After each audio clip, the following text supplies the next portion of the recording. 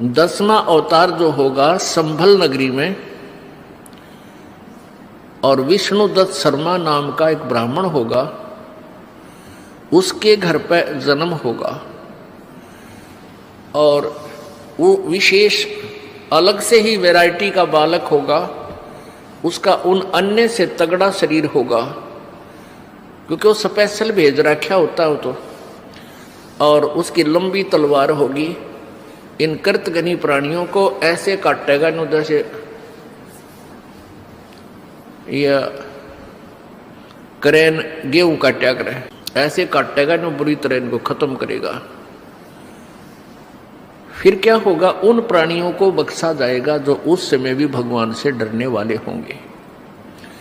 इतना प्रदूषण उस समय क्या होगा, फिर परमात्मा अपनी मेहर से, पुण्यात्मा एक तो परमात्मा ने विधान बना के छोड़ दिया, तो विधान जो भगवान ने बनाया है उसके ऊपर ये साइंटिस्ट अपना अनुभव करके थोड़ी रिसर्च कर लेते हैं और फिर वो भगवान को रिजेक्ट करना प्रारंभ कर देते हैं। ये इनकी महाभूल है। अब पीछे कई वर्षों से रट्टा लगा रखा था कि प्रदूषण इतना बढ़ गया, ग्लेशियन खत्म होगी, बर्फ नहीं पड़ेगी। अरीब का इतनी बर्फ गिर दी बिना गिनती की, वो न्यो का न्यो प्रदूषण है, न्यो का न्यो सारा सौदा है, डूंडा उठा दिया। तो भगवान की अपनी विटो पावर न्यारी है। तो क्या होगा, कलयुग के एंड में इन सभी को नाश करेगा, ऐसी दुष्ट आत्माओं को काटा जाएगा, खत्म करेगा। उसके बाद जो पुण्य उस समय थोड़ी बहुत आस्था भगवान की जिनमें होगी वो शेष बचेंगे। फिर बहुत जबरदस्त वर्षा होगी, और वो पहले वर्षा प्रारंभ होगी बहुत ज्यादा, वो व्यक्ति वहां से खिसक जाएंगे, मैदानी स्थान छोड़कर पहाड़ों पर चले जाएंगे। बहुत सैकड़ों फुट पानी पूरी पृथ्वी पर हो जाएगा, और फिर बहुत समय तक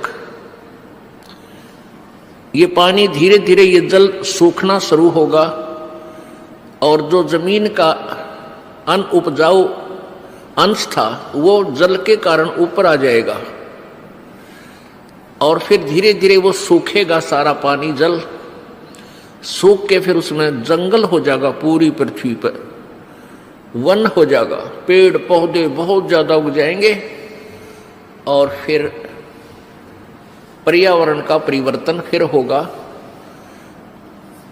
वन जो है ऑक्सीजन छोड़ते हैं पेड़, और कार्बन डाइऑक्साइड वायु से लेकर के पुनः पूरे वायुमंडल को शुद्ध कर देंगे। फिर उन शेष बचे हुए प्राणियों के घर पर जो बालक होंगे वो उल्टे होंगे। उल्टे कैसे, माता पिता तो 2.5 फुट के, और बेटा बेटी हो जाएंगे 4-4, 5-5 फुट के, फिर धीरे धीरे बढ़ना शुरू होगा।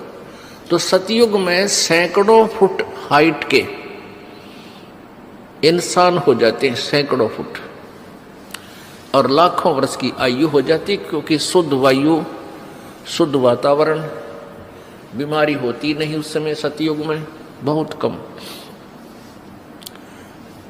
अब हम इस विषय को यहीं क्लोज करते हैं। हमारा प्रसंग चल रहा है कि मुल्ला माया मग में बैठी हंसा चुन चुन खाई, यो ज्योत स्वरूपी कहे निरंजन मैं ही करता बाई।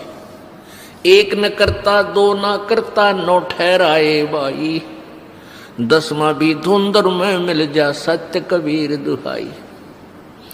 अब वो 10वां अवतार पुण्यात्मा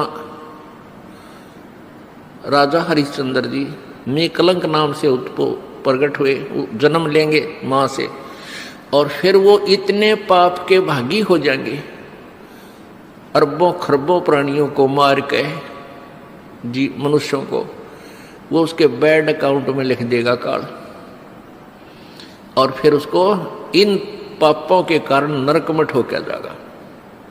ये काल ऐसे धोखा देता है सबको। ये चतुर्भुजी भगवान कहावे, हर हट डोर बंदे सब आवे। ये कोटिक करता फिरता देखा, हर हट डोर कहूं सुन लेखा। ये करोड़ों करता जो बने फिरे थे, कहते हैं हमने 84 लाख योनियों में भटकते देखे।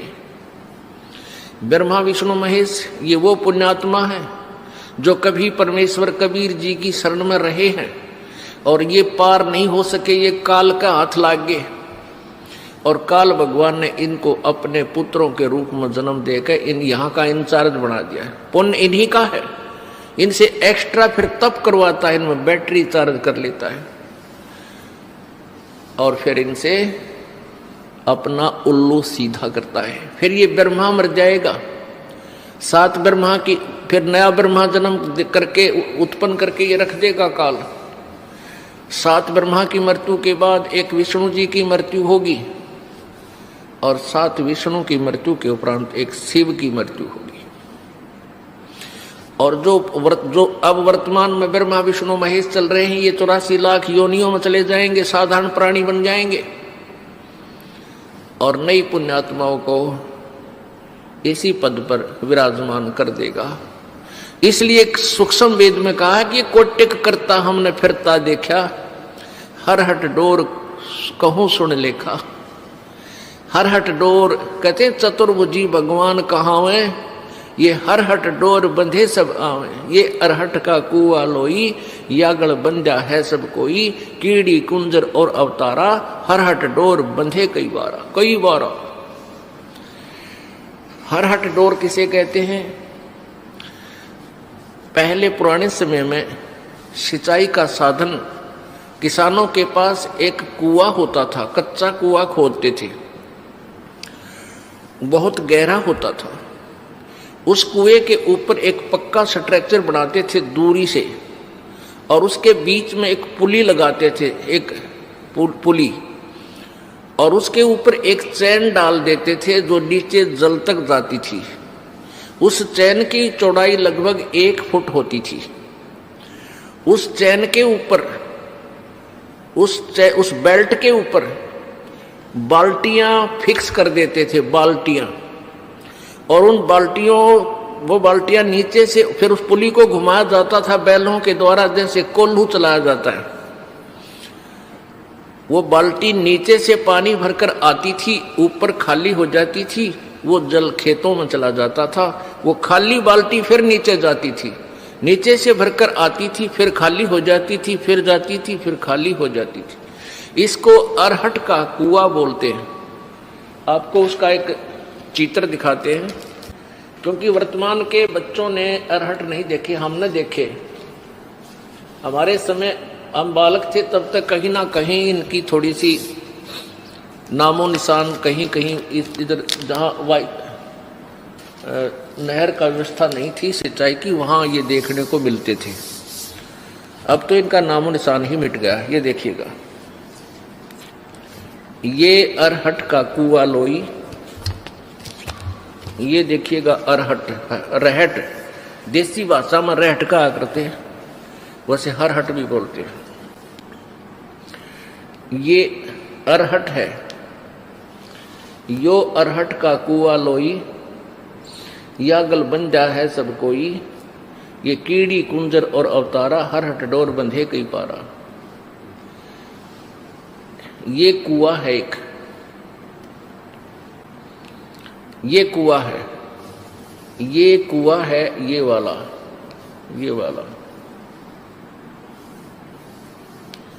इसकी साइड एलिवेशन दिखा रखी है, तो सोच लो 20 से काट के।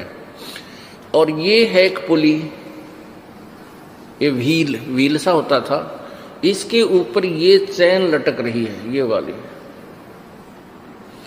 और इसके ये बाल्टियां फिक्स कर रखी हैं।